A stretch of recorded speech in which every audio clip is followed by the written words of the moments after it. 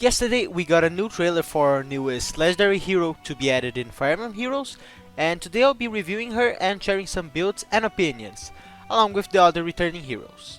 But before talking about the returning legendaries and seasonal heroes, we have Celica. Celica is a fast and speedy green infantry mage with a stat line pretty similar to Thruster, with amazing 38 attack and 38 speed. Even though she has low defense of 18 defense and 20 resistance, those are not needed for Celica to shine. What she really needs is that sweet attack speed combo, her offenses basically. She's a fire legendary hero with the pair up effect, which allows her to take an adjutant unit into combat, allowing 2 units in one in some modes. The pair up effect also grants her 175 BST on all modes that account for this, which is great for Arena regardless of how many merges she has.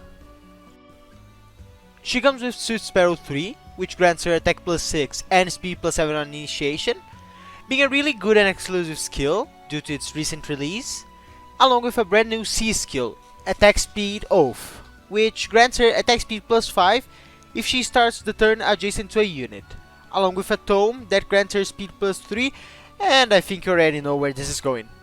She needs speed to double, and I'll assure you, she has more than enough, being able to double most if not any unit. Her tome is essentially Luna Arc Part 2, or even Legendary Om's wife. Luna Arc grants Om speed plus 3 and deals damage equals to 25% of foe's defense, being always true damage, which is impossible to avoid. Saintly Seraphim grants Celica speed plus 3 and deals damage equals to 25% of foe's res. She's essentially as busted as Legendary Om, but now there's no steady stance that will stop her, especially considering how popular defensive units are in comparison to units with high res. You're going to see a lot of her on Arena and Ether raids, along with a Legendary Hero battle map that will probably be insane to beat. Aside from Celica, we have 2 other heroes sharing the green focus with her, starting with Thruster. Thruster is a really powerful green tome infantry unit that has a pretty similar stat line to Celica, with low defenses and great attack speed. She comes with Ifinger, a tome that, just by being effective against dragon foes, already makes her an amazing unit to pull for. Her color is also great for killing especially blue dragons, like Naui or Legendary Tiki. Since she's an anima mythic hero, who was also made for using Ether raids, her tome also makes her a especially good choice for your team, since it turns the most powerful class in the game into rubbish with this effectiveness. Aside from the dragon effectiveness, Ifinger also grants Thruster plus 4 to all of her stats if there's any ally within 3 spaces of her, which is almost always going to happen, but at the cost of inflicting minus 4 to all stats on the nearest ally or allies, if 2 or more at the same distance. That makes it good to plan out things and considering when to attack with whom to prevent this effect from stopping your allies to kill. Her base attack of 33 is already good, but considering how many buffs she gets and how many debuffs her foe gets, she's a dangerous unit to face. She also gets a B skill that allows her to make a follow-up attack before foe can counterattack, if there's either a debuff on foe or if foe's HP is not full. So it's a great combo with Savage Blow, Duma's Upheaval, or her own Panic Smoke, or even any smoke skill. Panic Smoke is already great and one of the most powerful smoke skills. She also gets Flashing Blade 4 to deal 5 true damage, and gets instant Moonbow procs, which allows her to confirm the kill. Not only she is one of the best units to pull on this banner, she also has great fodder if you don't want her. Last green unit is Degarde, a powerful X-infantry unit, with some of the highest attack and defense stats, along with an amazing base kit all around her not being adjacent to any allies, starting with Victorious X, an X that reduces your cooldown by 1, and if there's more foes than allies within 2 spaces of her, she makes a guaranteed follow-up attack, which is something she really needs with her low 30 speed.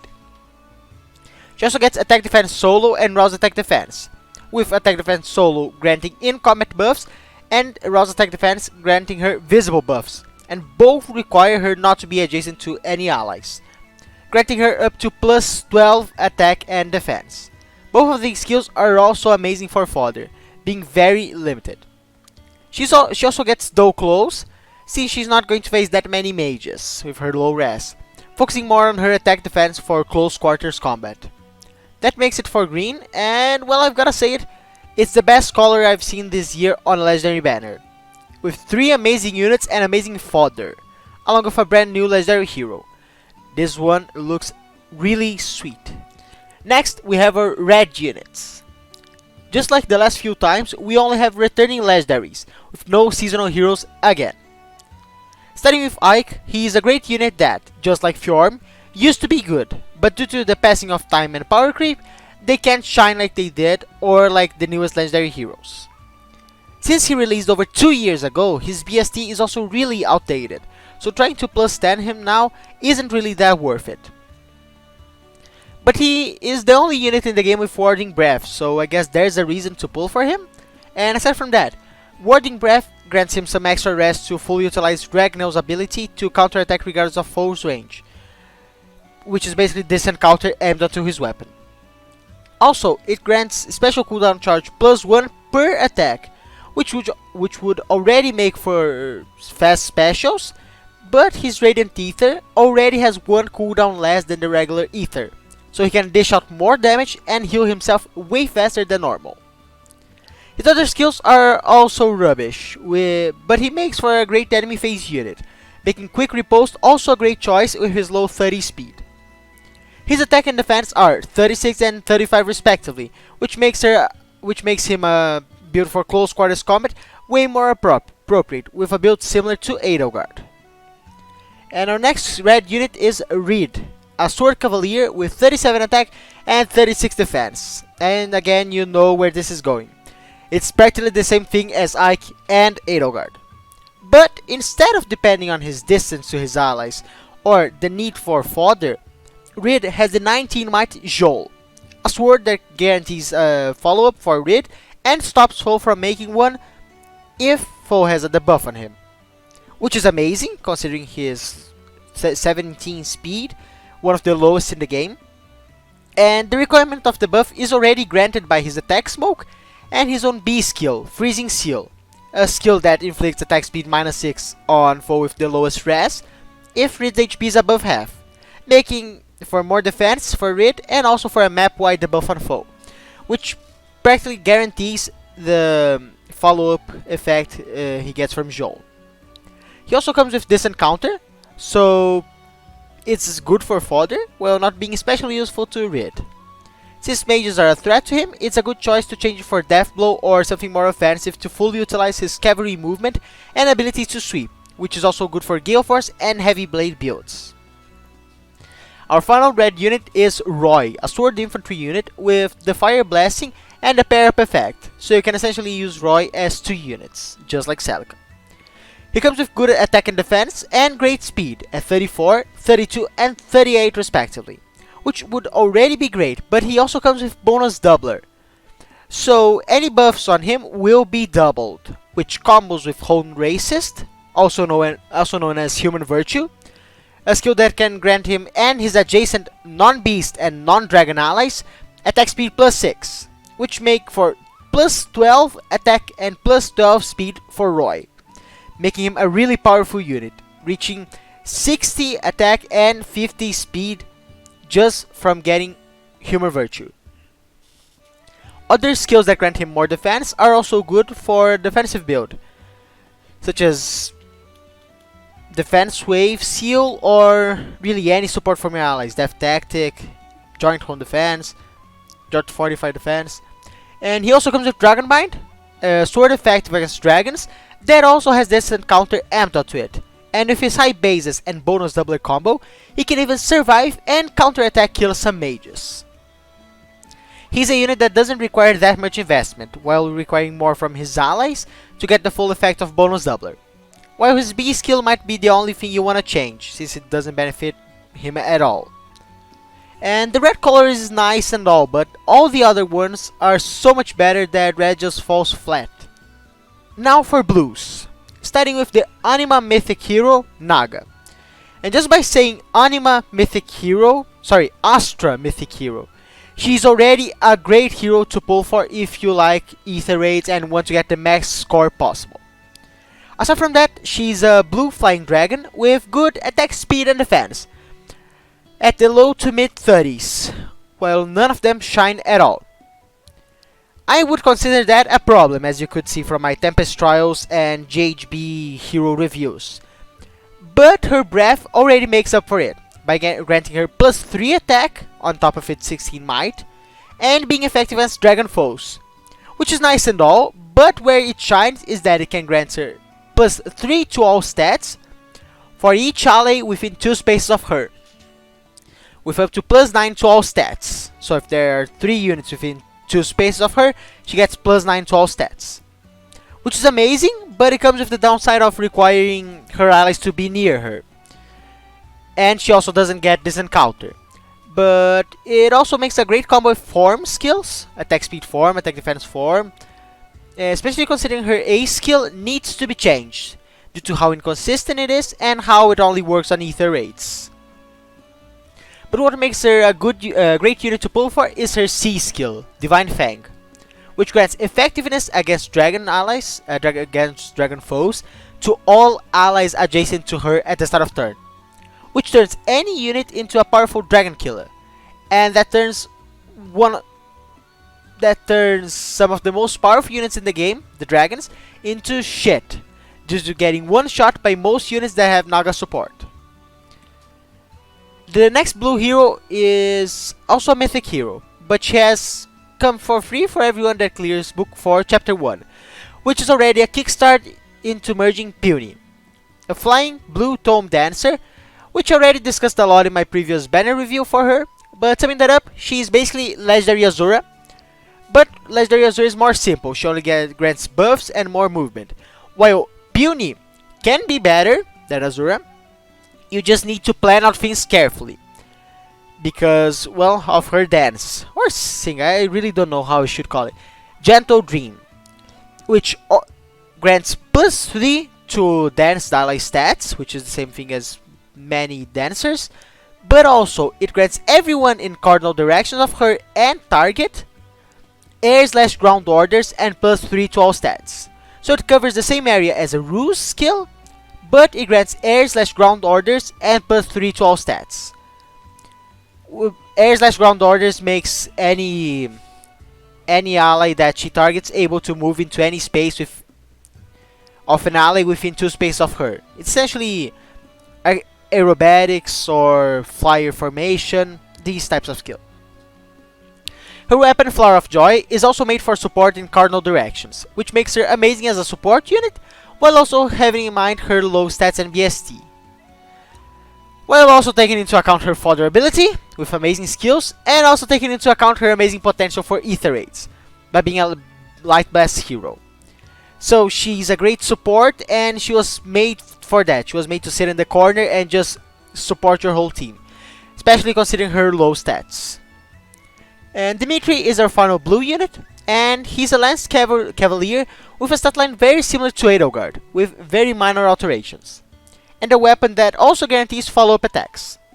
But instead of getting more defenses, he focuses more on his attack only, with a 19 might weapon and Death Blow 4, along with the brand new Lull Attack Defense skill, which inflicts attack defense minus 3 on foe and negates his buffs for these stats, making for a dangerous match against Dimitri.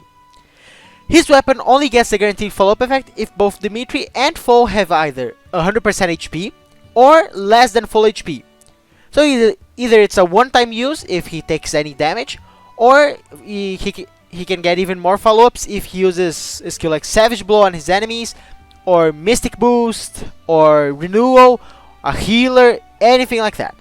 He's also a great unit for fodder because you can get both Death Blow 4 and Lull Attack Defense in one fodder. Our last color is colorless, and kicking off with female Grima, we have the same problem as Fjorm and Ike, where a unit was good but now it's completely outdated, which is why I don't recommend pulling for a Grima, female Grima.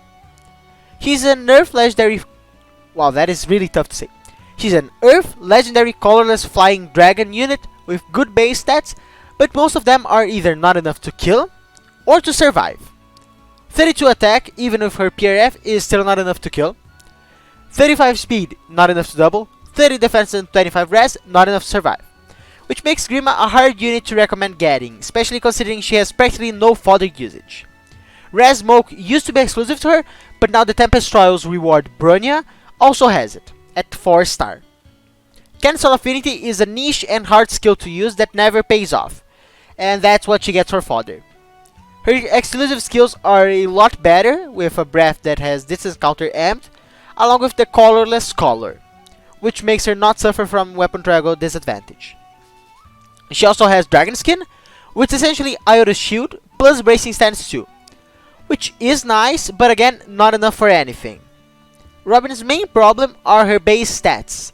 Considering the other version of Grima, male Grima, just for being an armored unit, has way better stats and is way more viable even nowadays. And our next unit is Air. And even though she is also a free hero that you can get for clearing Book 3, Chapter 1, same thing as Puny but for a different book, that doesn't mean she's bad in any way, having really valuable fodder and kill potential. 32 attack may seem low at first, but have in mind she adds up to plus 8 attack and speed from her PRF and Swift Sparrow, so she'll deal a hefty amount of damage along with the effects of Mystic Boost. Mystic Boost is an amazing skill to have for the 6 HP recovery, but it also cancels Wrathful Staff and Breath effects. So even though Air has low defense, Dragon Foes will target her resistance because of Mystic Boost, which cancels the effect of dealing damage to the lower of foe's defense or resistance. And about her, Air, she's a light mythic flying colorless dagger hero, that's even tougher to say, with lots of potential to ether raids as a support and offensive unit. Same reason as Puny, light blast hero. Light mythic hero. The support also comes from her C skill, which heals 10 HP to the ally that has taken the most damage on your team, targeting the entire map. Air is an amazing support unit and has amazing kill potential due to her high survivability against dragon and staff foes.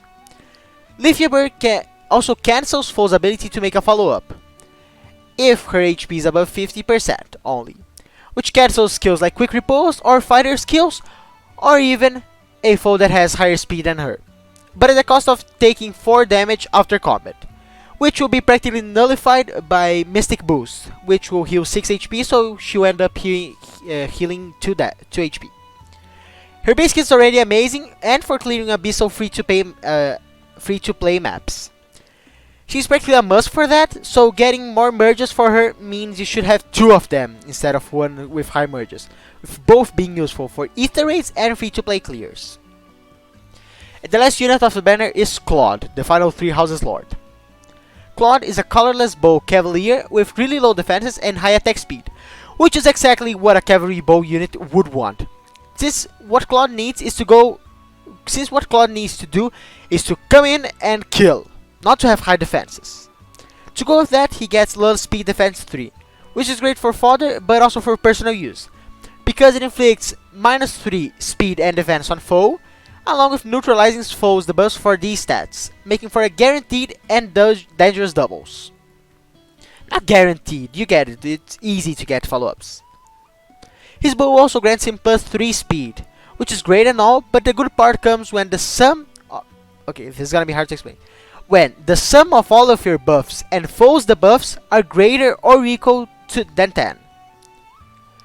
Which grants him, if all of that is met, grants him +5 to all of his stats.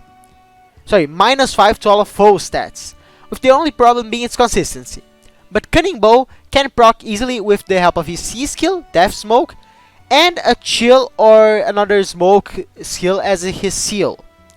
Or even support from his allies, or wave skills, or anything else really.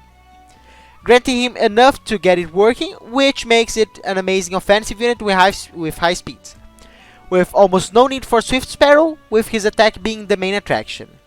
And if you're changing his weapon or something else, give him Swift Sparrow, he's going to double still. And well, these have been my opinions on the newest legendary hero and the characters that come with her.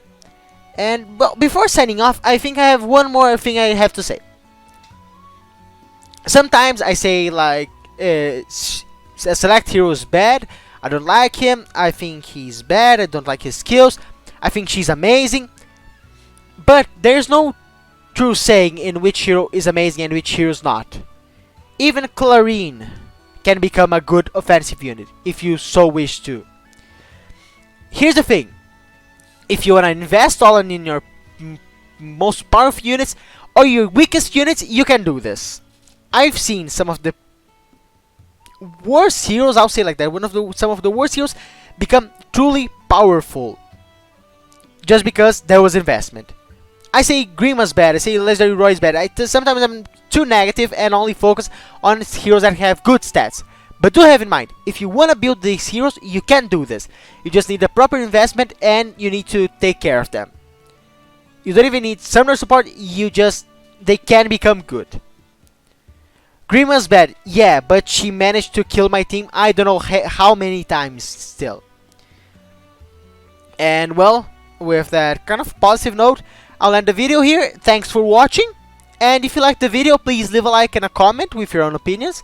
And well, may you get good luck pulling the units you want. I'll go all out for Celica and Thruster. So, well, wish me luck.